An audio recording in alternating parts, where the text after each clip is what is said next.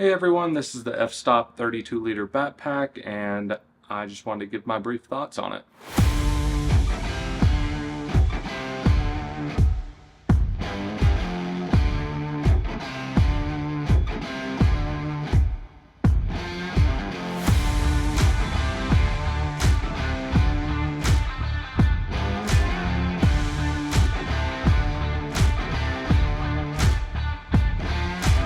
So I got this backpack for snowboarding and photography. I have some gear that I don't want broken, and none of the other backpacks that I have or could find really fit the bill like this one.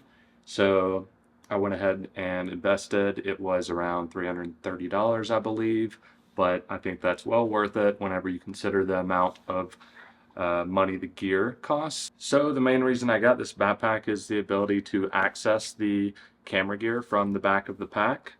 I have another backpack with a cube insert that you have to open the backpack, pull the cube out, unzip the cube, pull the camera out, and then put everything back. And whenever you're snowboarding up on the mountain, it's a little bit tedious. So I wanted something where I could just do one zipper and have access to all of my gear. This backpack fit that bill. And so it has a padded back here, which is really comfortable while I'm snowboarding. I'll go ahead and open this up. And then we have the inside of the pack. Right now I just have a Fuji X-T5 in here, and normally my Canon R5 would go right here. It has dividers and they are removable, and so you can set it up how you want.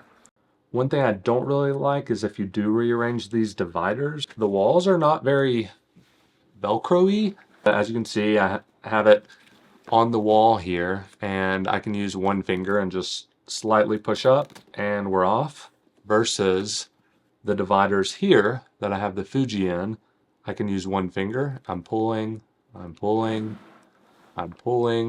and I may actually be able to lift the whole pack up, and that's how much resistance I'm getting there. The wall feels like the same material, but it doesn't have nearly the same amount of resistance whenever it's attached. So that's kind of a negative for me, knowing that, especially for me, given that I put my biggest camera right here, it's not going to be as secure as if it had two of these little dividers. You can also see this top portion here has just a beanie, some gloves, that sort of thing. And then we have the back of the pack has a little bit of storage up here where I just put some batteries and SD cards, things like that. And the pack also comes with these little Velcro straps so you can really secure everything down. Then close this up. One thing while snowboarding, I really wanted a waist strap that felt really secure, and this fits the bill perfectly.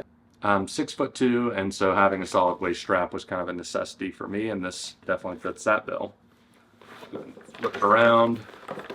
So the second feature that I really wanted was just to have a top storage section for things like sandwiches while I'm on the mountain, or a beanie, like I said, maybe an extra pair of gloves, a water bottle. Not too much storage up here because the cube is right there inside of the pack, but it's plenty for me.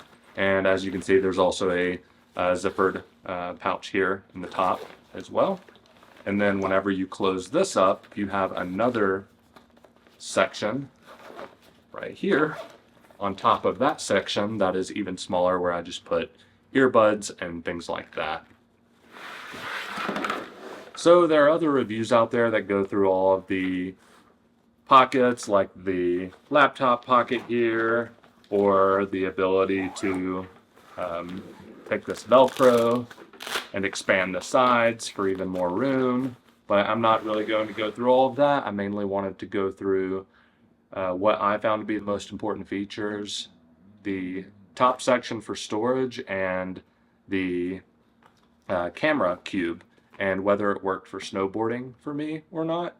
And it absolutely does. Can highly recommend for that. It's a bit of a big backpack, so getting on the chairlift is something that you have to get used to. You either take the backpack off, throw it around the front, or you can lift it up on your back and set it on the back of the chairlift essentially. but you just want to be cognizant that no straps are going to get caught and leave you dangling from a chairlift at the end of the day. That's about it for this review. Going to keep it short. Hope it helps if you're looking for a backpack to snowboard with or hike, but they're probably, as good or better alternatives if you're looking for something to hike. But for me, snowboarding and photography, this is the way to go.